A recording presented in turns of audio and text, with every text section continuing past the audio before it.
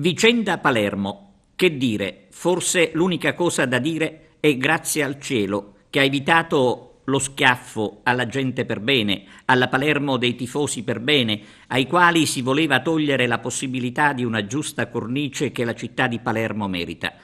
Per dirla come Sasà Salvaggio, si voleva penalizzare una città e una tifoseria esemplare. Non serve essere palermitani per scandalizzarsi sul modus operandi che ha interessato la vicenda del Palermo Calcio. Grazie al cielo, dicevamo, è tutta acqua passata, con i tifosi rosanero che si volevano praticamente scippare a cuor leggero di un sogno, quello di rivedere la propria squadra in Serie A, magari il prossimo anno. Intanto era importante ovviamente mantenere la B.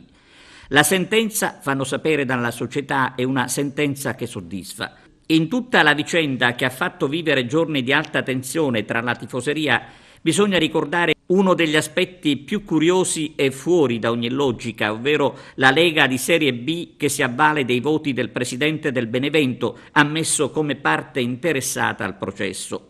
Un episodio alquanto strano che non ha fatto certo bene alla giustizia.